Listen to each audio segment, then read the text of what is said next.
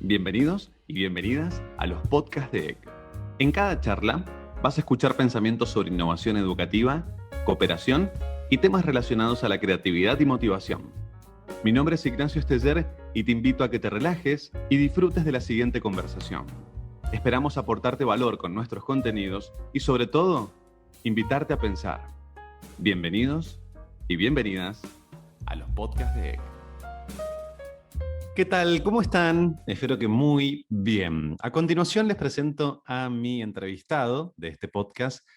Estamos hablando de Matías Scobotti.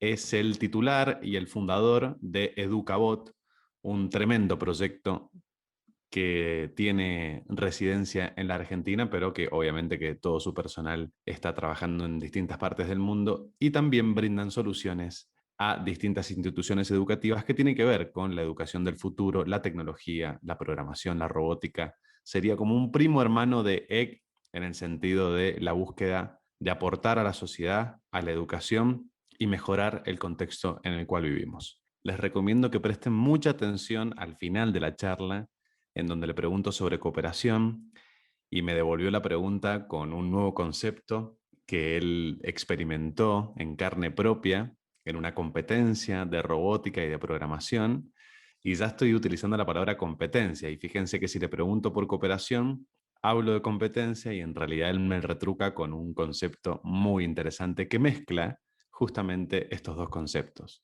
competencia con cooperación. Con ustedes, Matías Scobotti. Bueno, Mati, vos sabés que en cada una de las charlas yo voy tomando también disparadores, o sea, que la pregunta no surja de mí, sino que surja de una charla o algo que se construyó antes. Y con Benjamin Davis, que es el director de una escuela en Buenos Aires de San Andrés, que está aplicando la metodología EC, me habló mucho en su charla de manera así improvisada y surgió el tema de la motivación. ¿Qué le motivaba a él todos los días levantarse? ¿Cuál es el fuego que nos lleva a hacer cosas? Seguramente pueden ser personas también la motivación, no sé, recién me hablaste de tu hija, me imagino que ese es el fuego que es tu motor de todos los días. Pero bueno, ¿cuál es tu motivación relacionada un poco a la pregunta que va a venir después, que es tu trabajo, que es la educación, que es la tecnología, me imagino? ¿Por dónde pasa esa motivación de Matías? Bueno, creo que, como siempre dicen, cuando uno tiene que tener un emprendimiento, uno se tiene que apasionar por eso que hace. Porque obviamente tener un emprendimiento implica un montón de trabajo. Y a mí, en mi historia, yo comencé como docente de grado, maestro de primaria, dando clases a chicos sobre todo, muchos años en segundo grado. Y lo que a mí me pasaba era que a mí me gustaba mucho la tecnología y en el día a día, en mis clases, yo notaba que faltaba ahí la implementación de tecnología, que yo hacía ciertas cosas que de repente no las podía hacer en el aula. Y no las podía hacer porque costaba ese cambio para la escuela, pero también porque no había herramientas.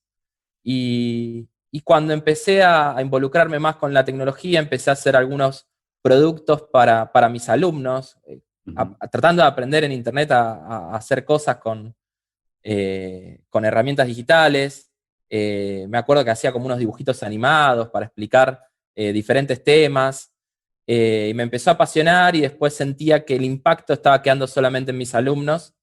Y dije, bueno, el desafío es llevar esto a toda una escuela. Y ahí, bueno, hice un cambio en mi vida profesional y entré en otra escuela a coordinar tecnológicamente todo lo que hacía. Uh-huh. Y ese impacto empezó a ser más grande porque yo ayudaba a todos los docentes a cambiar sus prácticas cotidianas, a implementar un poco de tecnología. Pero después me daba cuenta que siempre usaba tecnología que alguien había creado y que a mí no me terminaba de gustar o sentía que en la educación no se ponía el mismo esfuerzo desde las empresas que sí se le ponía a otras ramas. Yo veía el avance de WhatsApp o veía el avance de las redes sociales y no veía lo mismo en el entorno educativo. Y ahí fue que, bueno, el empezar a tener mi emprendimiento, empezar a hacer crecer Educabot, tenía ese compromiso de decir, seguramente hay algún otro docente que siente que no le están dando las herramientas necesarias para facilitarle su trabajo y para que realmente quiera incluir tecnología. Uh-huh. Entonces creo que el desafío, lo que a mí me apasiona de esta empresa es pensar en ese Matías docente Ujú. y tratar de darle a él las herramientas que no tuvo. Maravilloso.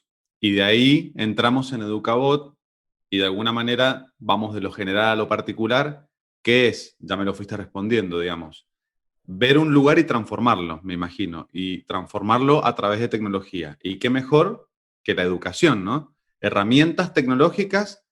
Y te pregunto, ¿para qué? ¿Para optimizar procesos? ¿Para democratizar contenido? ¿Para darle herramientas a un docente? Sé que estoy diciendo muchas cosas, pero ¿por dónde va Educabot?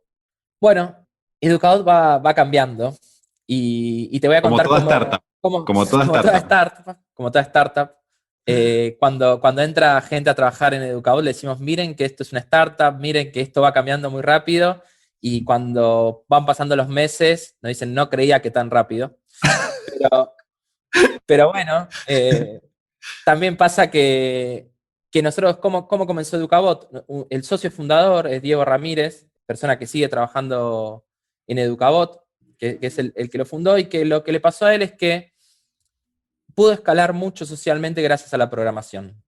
Y quería devolverle algo a la sociedad. Entonces dijo, bueno, ¿por qué no tratar de ayudar a chicos de bajos recursos a que aprendan a programar? Ujú. Empezó en ese proyecto hace ya varios años, y lo que le pasaba es que los chicos no se enganchaban con hacer una calculadora en Python. O sea, la realidad es que no los motivaba la programación. Y encontró en ese momento un proyecto, el de Raspberry Pi, y encontró en ese proyecto la posibilidad de crear un robotito y que los alumnos usen de excusa el robotito para aprender a programar. Ujú. Entonces empezó a dar talleres y bueno, y yo lo conocí cuando ya trabajaba en el colegio, en el San Agustín, coordinando tecnología. Él venía con su valijita diciendo, quiero dar talleres a quien quiera de robótica para aprender programación. Y lo que terminó pasando es que empezamos a encontrar esa sinergia porque a él le costaba hablarle al público de la escuela. Y lo que yo decía Ujú. es, yo tuve la posibilidad de conocer esto más o menos casi a los 30 años, y no tuve la posibilidad de conocer la robótica, la programación en la escuela. Y me parecía una injusticia, me parecía que no, la robótica no tiene que estar dada solamente para que el padre que descubrió ese taller y que lo mandó a su hijo, y que además seguramente es varón, porque está también como esta lógica de Sí. al nene lo mando a fútbol o a robótica, y a la nena la mando a danza o a hockey, ¿viste? Ujú. Entonces, como para romper con esos esquemas, lo que yo le decía es, hay que lograr llevar la robótica y la programación a las escuelas. ¿Para qué? Para que todos tengan la posibilidad de conocerlo. Para que Ujú. digan, qué odioso que es tener clase de robótica, o que digan, qué lindo, me enamoré de esta asignatura. Que Ujú. es lo que pasa con cualquier área. Entonces me parece que lo que empezó a pasar es que nos sentíamos muy a gusto trabajando juntos, y lo que empezó siendo un hobby, dijimos, bueno, no, acá hay que empezar a formalizarlo, porque no había soluciones de robótica a nivel nacional, había muchas ganas, había políticas públicas que empezaban a nacer con ganas de implementar la robótica y la programación en las escuelas, pero no había muchas empresas acá localmente que se dediquen a eso. Y bueno, ahí es que empezamos a generar la empresa, Ujú. empezamos dando talleres, empezando a generar nuestros propios productos. Después empezamos a crecer mucho gracias a acompañar políticas públicas, a trabajar fuerte con estados de diferentes provincias o mismo nacionales. Y bueno, nosotros lo que empezamos a también a poder brindar es soluciones. ¿Por qué? Porque nosotros nos encargábamos del software, del hardware y de cómo implementarlo. Perfecto. Es algo que a nivel público no pasaba del todo. Había muchas compras de equipamiento y después otro software aparte, y después alguien que lo tenía que implementar y ver qué hacía con todo eso.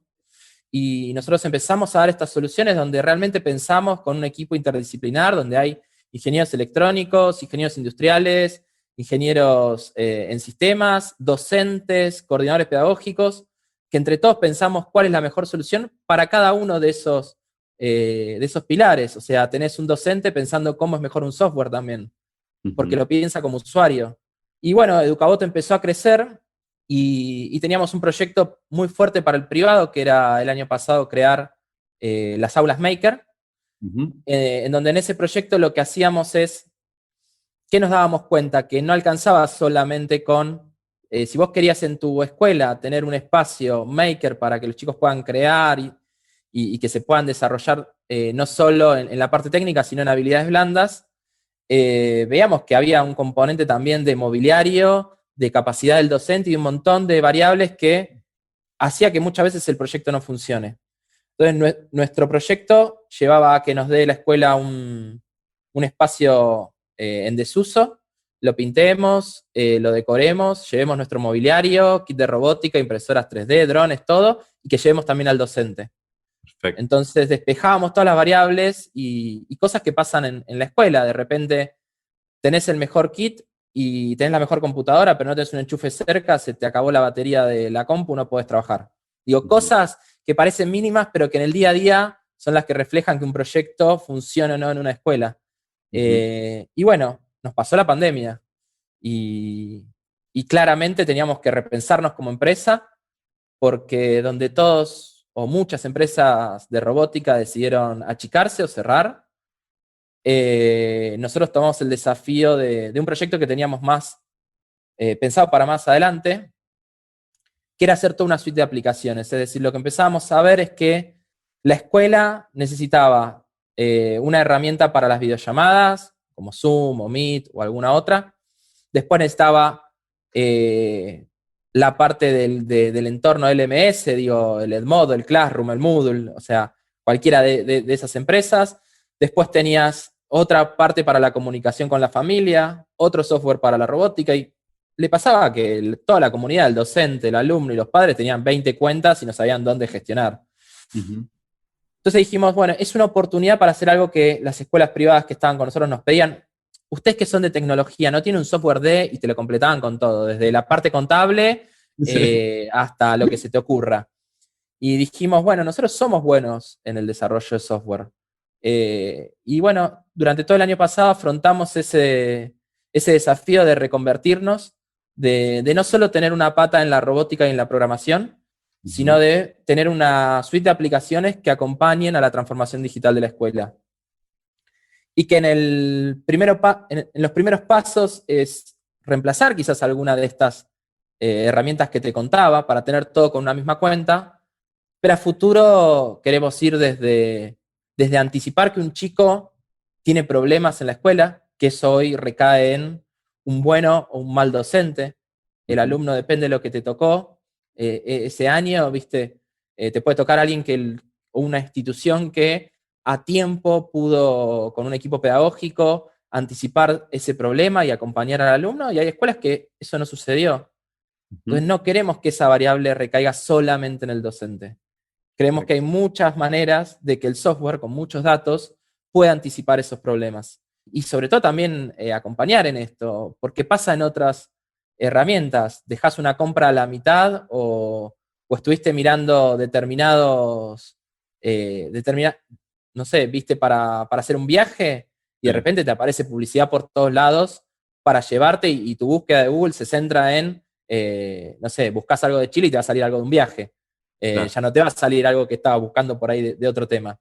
Entonces nos parece que todas esas herramientas que existen y que otras empresas para otros rubros las utilizan, hoy no están muy utilizadas en educación. Y se está desaprovechando mucho esas capacidades que se tienen. Y no es para reemplazar, es para complementar. Y es para hacer la tarea más fácil del docente. Totalmente. Y en ese sentido, hablaste una palabrita que tomo que es el futuro. ¿Cómo pensás la educación del futuro? Nosotros en todas las reuniones estamos diciendo, bueno, queremos con la metodología crear la educación del futuro, creo que esto es el futuro. Entonces, te tiro varias líneas, vos tomá la que quieras, así como en formato de charla. El futuro de la educación está en la aplicación de tecnología para acompañar a un docente. Sí o sí la innovación o la educación del futuro está radicado en la tecnología o está radicado también en otro tema que me apasiona mucho, también es ver qué otro tipo de inteligencias podemos desarrollar, no sé, las habilidades blandas, la inteligencia emocional, que está muy relacionado a cómo uno se capacita. ¿Cómo pensás vos, Mati, la educación del futuro? ¿Qué línea deberíamos tomar o qué autopista deberíamos tomar como para pensarla, ya sea a nivel de un gobierno, de una empresa o de personas o de una sociedad? A mí a veces me cuesta pensar, creo que hay un componente de cada uno de los temas que dijiste y creo que hay varios más que son muy importantes para pensar la educación. Y creo que la del futuro hay que pensar en cuánto tiempo. Y también a veces es muy difícil proyectarla y sobre todo para gobiernos que tienen que hacer proyectos más a largo plazo por el Ujú. avance de la tecnología y por las capacidades que se van generando. De repente yo te podría decir, bueno, la importancia que tiene una segunda lengua como el inglés en la educación, quizás tiene cierta importancia ahora, la tuvo diferente hace 10 años, y si yo te dijera, bueno, te puedes poner un chip en la oreja que automáticamente podés traducir todo el Claro. tiempo y el otro te entiende y no tenés ninguna necesidad de aprender otro idioma. ¿Realmente crees que ahí eso que vos pensaste que era tan importante para dentro de 20 años lo va a seguir siendo? Creo que hay todo un desafío enorme con el avance de la tecnología que hace que sea muy difícil anticipar qué contenidos son los importantes. Ujú. Ahora sí, creo que algo que es muy importante es que hay que centrar en las habilidades blandas y en las capacidades de aprender.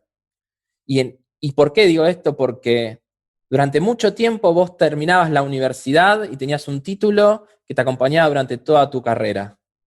Y cada vez eso tiene menos implicancia o en menos carreras lo tiene. Desde lo que puede pasar con incluso los desarrolladores de software que tienen que todo el tiempo estar actualizándose, que salen nuevos frameworks de trabajo, digo, herramientas totalmente nuevas, o sale un celular y entonces hay que hacer tecnología para un celular y sale otro tipo de dispositivo como puede ser los cascos de realidad virtual y quizás tengas que crear otro tipo de tecnología. Entonces creo que yo trataría de centrarme cada vez menos en el contenido, en el aprendizaje memorístico, porque si hay algo que sabemos es que las computadoras pueden almacenar más contenido y es cada vez más fácil encontrarlo. Entonces, ese aprendizaje memorístico hoy ya creemos que no tiene mucho sentido y es algo que hay que empezar a desarrollar de la escuela. Y lo segundo es la capacidad de generar habilidades en las personas. En esta habilidad, que algunos la tienen más, otros menos, pero como vos decís, de googlear y poder aprender algo nuevo solo, sin el acompañamiento o sin alguien que me dé masticado ese contenido y que quizás de repente yo voy saltando de un contenido a otro porque es lo que me va apasionando y empecé buscando una cosa y termino aprendiendo de otra totalmente distinta con mi propio recorrido. Y si me encuentro gente en ese camino, mucho mejor. Ni Eso, hablar, cómo hoy se da el aprendizaje colaborativo y cómo hoy es mucho más normal que una persona trabaje con alguien que está en otro país. Y eso era algo normal antes de la pandemia. Ahora es todavía mucho más normal, porque ujú. esas barreras que tenían las empresas para contratar gente a distancia, porque querían todavía tener esto de la presencialidad, teniendo a todos online y todos tuvieron que pasar ese aprendizaje de trabajar de forma remota, cada vez hay más búsquedas de trabajo a nivel internacional. Entonces ya no es solamente trabajo con el que tengo al lado, que tal vez vive en mi misma ciudad, habla mi mismo idioma, tiene costumbres similares, sino que es trabajar con gente de otra parte totalmente del mundo. Nosotros en Educabot trabajamos por ejemplo, fabricamos la electrónica en China. Trabajamos entonces con gente que vive ahí. Después, por ejemplo, tenemos gente que hace matricería en Colombia y tenemos Claro. desarrolladores de software, algunos en Rusia y otros en India. Entonces digo, y somos una startup, tenemos 40 empleados, digo, esto llevado a las grandes empresas, ya la capacidad de trabajo no es solamente con el que tengo al lado, y de aprender del otro, no es solamente del que fue a una escuela parecida a la mía o vivió en mi misma provincia. Creo que hay que empezar a trabajar todas esas habilidades para también poder sentirte cómodo dialogando con alguien a través de una pantalla. Porque el día de mañana tu profesión vos la vas a trabajar de esa manera y cada vez más.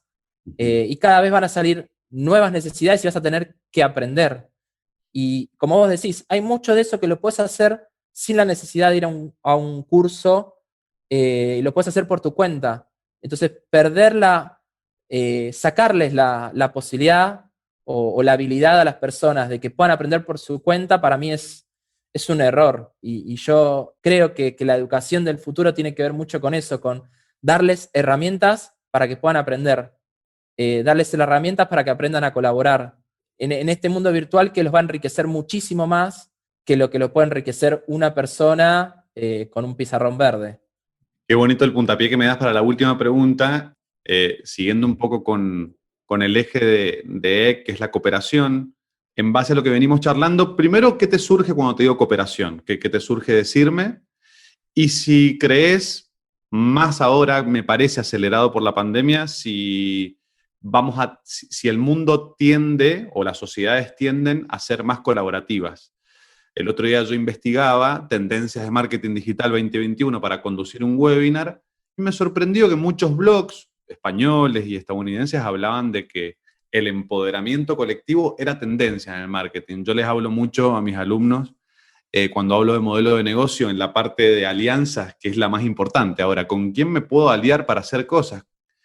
¿Con quién me puedo juntar? ¿Con quién me puedo hacer amigo para potenciarme de alguna manera? Y creo que eso se está dando, ¿no? Que lo colaborativo y que la cooperación es una tendencia.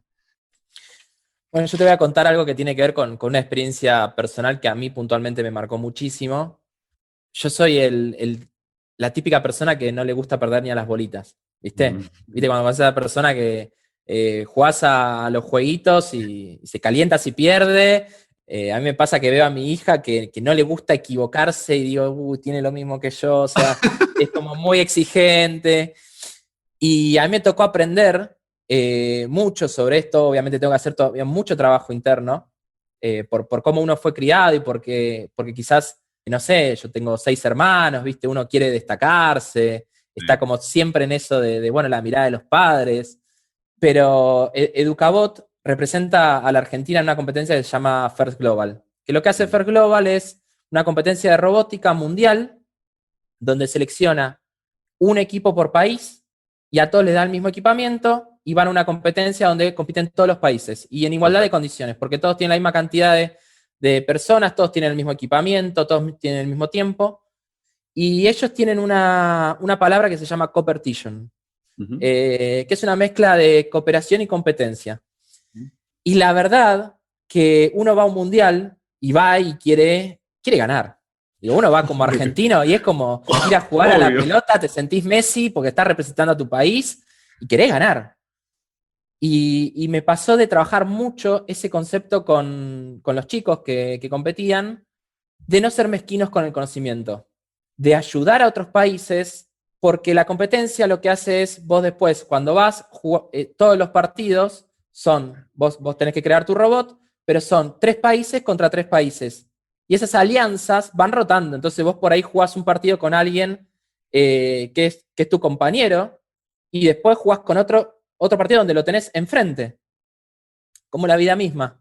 Ujú. Y, y creo que es muy importante porque si le preguntás a cualquiera de los chicos que fueron a esa competencia, o me preguntás a mí, lo que más te llevas de esa competencia es cuando ayudaste a otro equipo.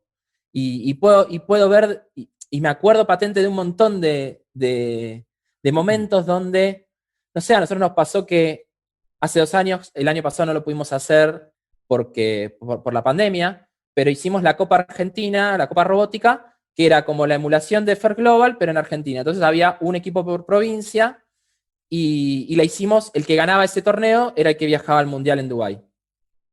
Y estaba todo este tema de, bueno, le fue re bien al equipo argentino, no compartamos en los grupos el robot, porque todos los demás estaban 2 meses atrasados. Claro.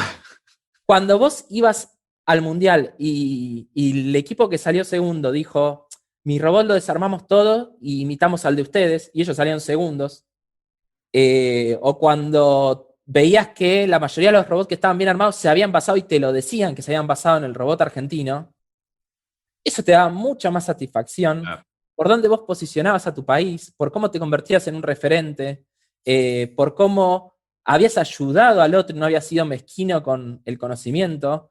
Hay una frase que a mí me encanta que es algo así como, si vos tenés una manzana y yo tengo una manzana y nos cambiamos las manzanas, los dos seguimos teniendo una manzana. Pero si yo tengo una idea y vos tenés una idea y nos cambiamos las ideas, los dos pasamos a tener dos ideas. Claro. Y la verdad que laburar eso fue un laburo que lo teníamos que hacer con los equipos, pero también lo teníamos que hacer internamente, porque como vos decís, no es lo mismo volver a Argentina saliendo campeón o segundo que perdí en los cuartos de final. Claro. Y creo que cualquiera de esos chicos se lleva más y yo me llevo más esto de la competition. Vamos a competir, pero no vamos a ser mezquinos con el conocimiento. Porque eso además teje un montón de redes que no sabes lo que proyecta eso al futuro. Tal vez tu campeonato lo ganás más adelante cuando esa persona te vuelve a contactar por una necesidad que tiene o por un negocio que tiene o vos tenés una necesidad y él te ayuda porque se acuerda que lo ayudaste. Claro. Entonces, eso para mí es algo que a mí me hizo como empezar a trabajar como persona, este chip de ser tan competitivo con el otro, y que no está mal ser competitivo. Lo que está mal es ser mezquino con el otro. Vos podés ser competitivo, pero ayudar igual. Entonces, bueno, eso es un poco mi mirada sobre ese tema. Está buenísimo, buenísimo, buenísimo. Bueno, qué bien, llegamos al final. Espero que hayas disfrutado mucho este podcast. La intención en cada una de las conversaciones que voy teniendo es construir nuevas ideas y conceptos en pos de entender cada vez más cómo podemos ser más colaborativos. O entender a la ciencia que nos está diciendo que hay cosas simples que podemos hacer para fomentar la cooperación. Lo que se construye en cada conversación lo llevo a otra conversación para seguir construyendo sobre eso. Te invito a que sigas escuchando. Seguinos en nuestras redes sociales, en nuestros canales de podcast y también suscríbete a nuestro canal de YouTube, que así tenemos un montón de contenido para compartir con vos.